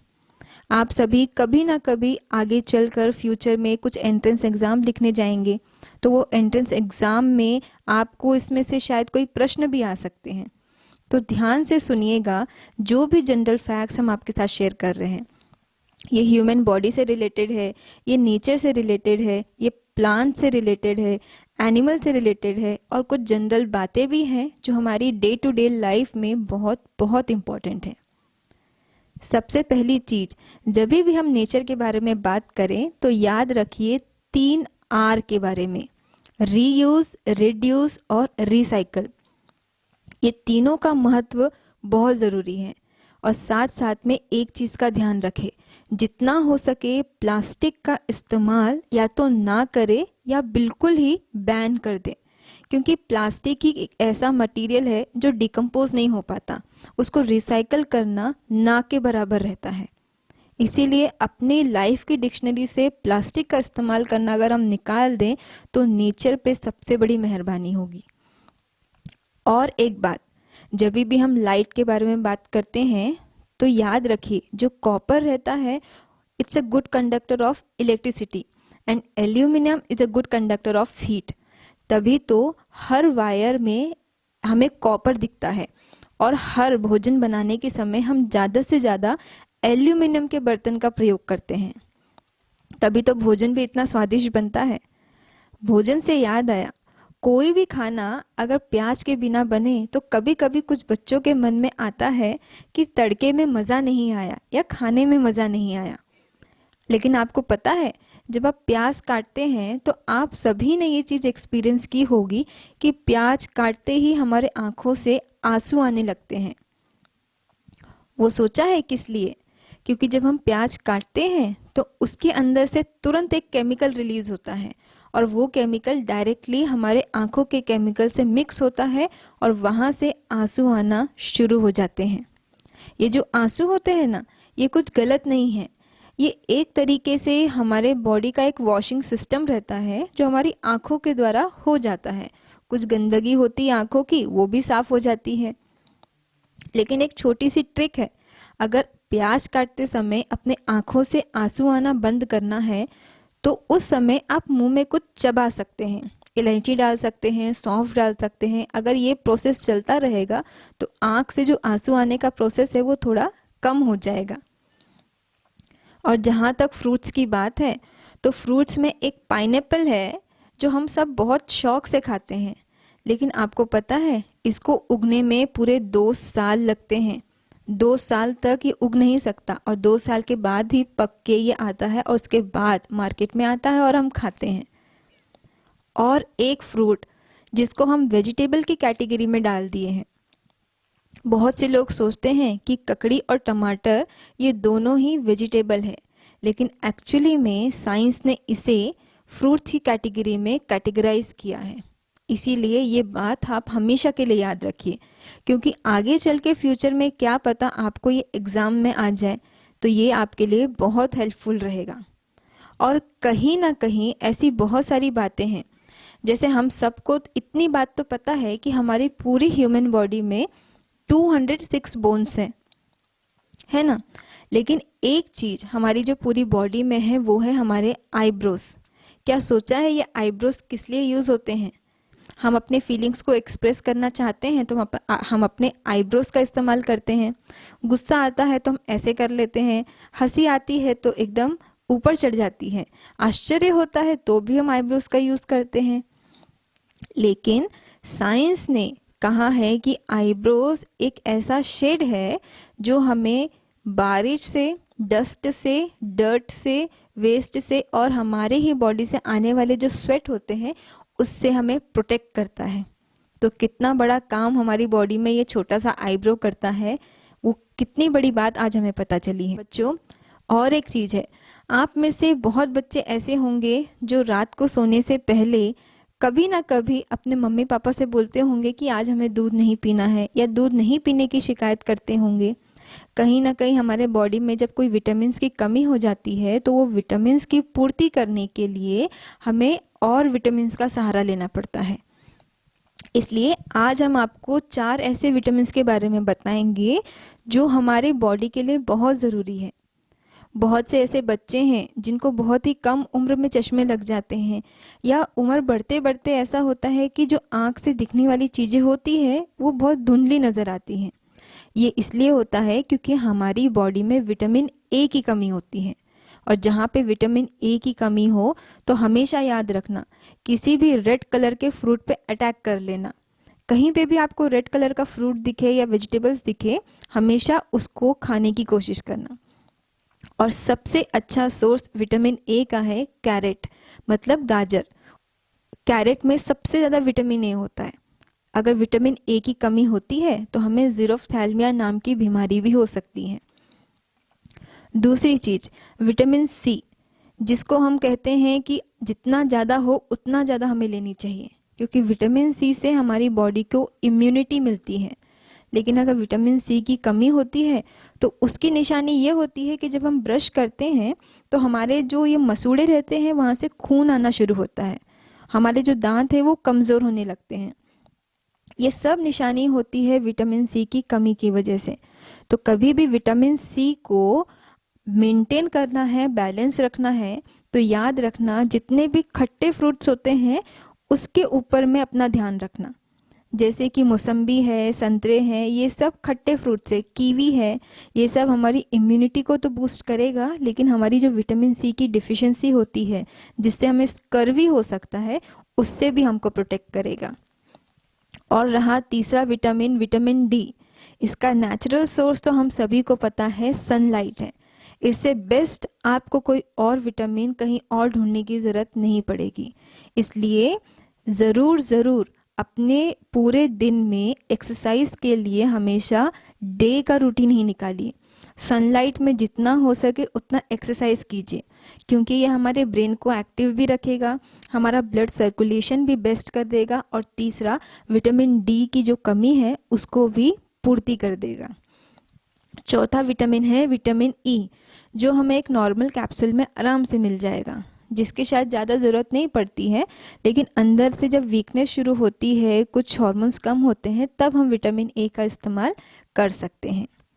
और एक विटामिन तो हम नहीं कहेंगे, लेकिन हाँ, इस चीज़ की ज़रूरत हर बच्चे को है, चाहे वो लड़का हो या लड़की हो। लेकिन जो आयरन न्यूट्रिएंट्स होते हैं उसकी मात्रा फीमेल्स को बहुत ज़्यादा चाहिए होती है। आप देखते होंगे कहीं कहीं खून की बहुत कमी की वजह से बहुत बच्चों को चक्कर भी आने लगते हैं, ज़्यादा देर खड़े भी नहीं हो पाते। तो ऐसे में अपने अंदर में जो आयरन कंटेंट है उसको अगर बैलेंस रखना है, बढ़ाना है, तो हमेशा पालक का जो इनटेक है उसको आपको बढ़ाना पड़ेगा। अब हम आपसे कुछ जनरल फैक्ट्स शेयर करना चाहेंगे। 2 बातें जो आज हम आपसे बताना चाहेंगे, एक है एलपीजी लीकेज के बारे में और दूसरा है अर्थक्वेक के बारे में। सबसे पहले हम आपको अर्थक्वेक के बारे में कुछ प्रिकॉशंस लेने के लिए बताते हैं। आप सभी जानते हैं जब अर्थक्वेक आता है तो अफरा तफरी मच जाती है, हम इधर उधर भागने लगते हैं, हम क्या करें क्या ना करें उस समय हमको कुछ भी समझ में नहीं आता। तो 2 चीज़ें हमेशा ध्यान में रखिए, जब भी अर्थक्वेक आए तो अपने घर में जो सबसे मजबूत चीज़ होती है उसके नीचे उसका सहारा लेने की कोशिश कीजिए। और दूसरी, जो तकिया होती है, पिलो होता है, उसको हमेशा अपना हथियार बना के चलिए। भले ही उस समय हमारी बुद्धि काम ना करे, लेकिन हम पहले से ये सब चीज़ के लिए रेडी रहेंगे तो आखिरी वक्त में हमें बहुत ही आसानी रहेगी। और जितना हो सके हम जो दीवारों पे भारी भारी वॉल हैंगिंग्स लगाते हैं वो भी ना लगाएं, क्योंकि सबसे ज़्यादा नुकसान हमें वॉल हैंगिंग्स में जो हम भारी चीज़ें लगाते हैं ना उसी से हो जाता है। दूसरी चीज़, LPG लीकेज। बहुत बार हमें एक ऐसी स्मेल आ जाती है कि हमें लगता है कि घर में पूरी LPG की गैस फैल गई है। तो उस समय हमें क्या प्रिकॉशंस लेना चाहिए? सबसे पहली चीज़, जैसे ही आपको लीकेज स्मेल आती है उस समय जो आपके सिलेंडर का रेगुलेटर है उसको बंद करना, जो गैस के नॉब्स है उसको बंद रखना। और तीसरी चीज़ है, अपने घर के खिड़की दरवाजे पूरे खोल देना, कहीं पे भी बंद नहीं रखना। और सबसे इम्पॉर्टेंट है, आप इसको एक कॉशन भी समझ सकते हैं, एक वार्निंग भी समझ सकते हैं। घर की इलेक्ट्रिसिटी के जो स्विच रहते हैं वो जैसे हैं उनको वैसे ही रहने देना, ना तो उनको ऑन करना ना तो उनको ऑफ करना, एज इट इज़ रहने देना। तभी हम आगे आने वाले समय में इस LPG लीकेज के जो प्रिकॉशंस है उससे बच सकते हैं। लेकिन अगर फिर भी आपको लगता है कि ये चीज़ कम नहीं हो रही है तो आपकी जो LPG की गैस एजेंसी है, कंज्यूमर नंबर पे आप कॉल करके उनको बुला भी सकते हैं और उनको इन्फॉर्म भी कर सकते हैं। तो चलिए, साइंस की बातें हो रही है और साइंस एक्सपेरिमेंट ना हो ऐसे तो नहीं हो सकता।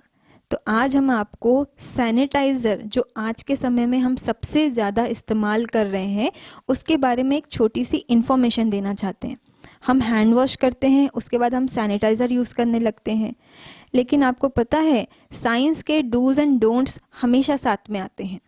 सैनिटाइज़र एक बहुत अच्छी चीज़ है जो हमें हर जर्म से प्रोटेक्ट करती है, लेकिन उसका सबसे नेगेटिव इफ़ेक्ट हमारी बॉडी को ही होता है।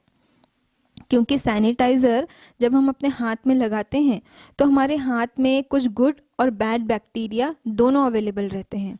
वो बैड बैक्टीरिया तो सैनिटाइज़र उसको मार देता है, लेकिन इसके साथ साथ वो गुड बैक्टीरिया भी मर जाते हैं।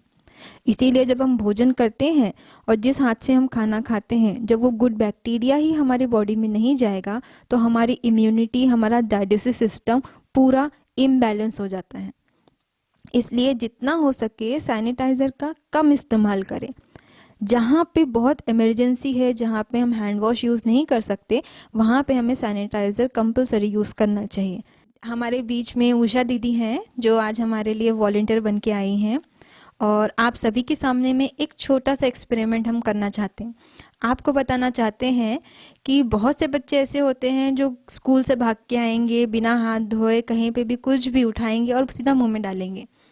लेकिन बच्चों याद रखना, कुछ भी बाहर से आते समय जब भी हम कोई खाने को हाथ लगाते उससे पहला अपना हैंड वॉश करना बहुत ज़रूरी है। तो ये जो छोटा सा एक्सपेरिमेंट है, आप देखेंगे ये जो जर्म से भरी हुई प्लेट है, इसमें जब उषा दीदी जी अपना एक उंगली डालेंगी तो ये जर्म्स ऐसे की ऐसी रहेंगी। ये इंडिकेट करता है कि जब भी हम बिना हाथ धोए भोजन करते हैं तो जर्म्स कैसे हमारे हाथ में ही रह जाते हैं। उषा दीदी जी, ये देखिए, ये बिल्कुल भी अपनी जगह से नहीं हिले हैं, जबकि ये जर्म्स उनके हाथ में ही चिपक गए हैं। अब हम इसी एक उंगली को हैंड वॉश से धोएंगे और उसके बाद इसी पानी में डिप करेंगे।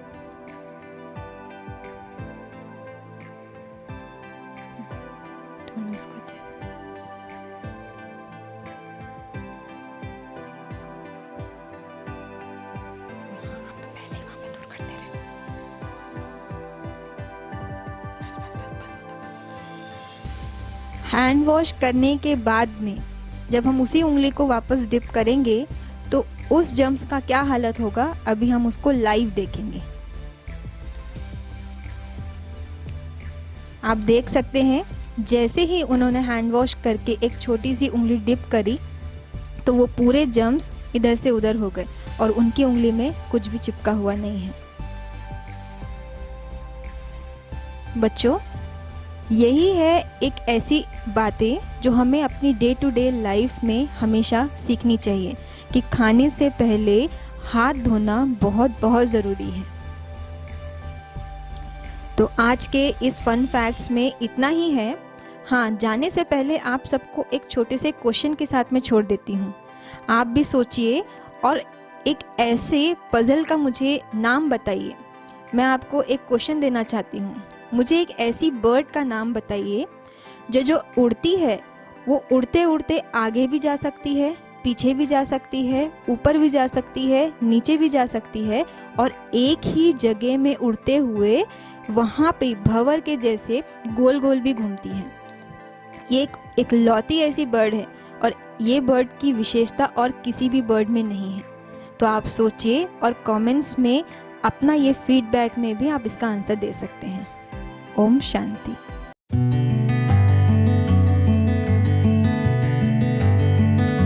ओम शांति।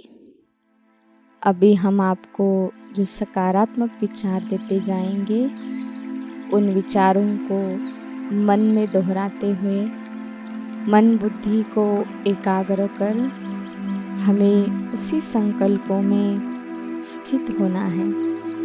मैं एक भ्रुकुटी के मध्य चमकता हुआ चैतन्य सितारा हूँ। मैं शांत स्वरूप आत्मा हूँ। मैं शक्ति पुंज हूँ। मैं शुद्ध आत्मा हूँ। मैं परमपिता परमात्मा की दिव्य संतान हूँ। परमात्मा शांति और शक्ति का सागर है। परमात्मा की शांति की किरणें ऊपर से मुझ आत्मा पर पड़ रही है। मैं आत्मा शांत बनते जा रही हूँ। मेरे शरीर का एक एक अंग शीतल होते जा रहा है। मैं स्वस्थ और शक्तिशाली आत्मा हूँ। मेरा संपूर्ण शरीर ऊर्जावान बन गया है। मेरे चारों ओर परमात्मा शक्तियों का औरा बन गया है। मैं परमात्मा की छत्र छाया में सुरक्षित हूँ। मैं निर्भय आत्मा हूँ। मुझ आत्मा से चारों ओर शांति और शक्ति के प्रकंपन फैल रहे हैं।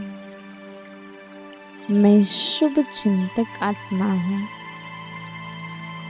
मेरे परिवार के सभी सदस्य सुरक्षित हैं। धीरे धीरे यह शक्तिशाली प्रकंपन समाज के हर आत्मा तक पहुंच रहे हैं। उससे सभी दुखी, निराश तथा रोगी आत्माएं स्वस्थ और शांत बन रही हैं। सभी आत्माएं निरोगी बन गई है। सभी के दुख दर्द समाप्त हो गए हैं। प्रकृति के पांचों तत्व तक मेरे शक्तिशाली वाइब्रेशंस पहुंच रहे हैं, जिससे प्रकृति के 5 तत्व शुद्ध बन गए हैं। मेरा गांव, मेरा शहर, मेरा राज्य, मेरा देश और संपूर्ण विश्व स्वस्थ और सुरक्षित बन गया है। सारा दिन हमें इसी संकल्प, इसी स्थिति में स्थित रहना है। ओम शांति। ओम शांति। ओम शांति।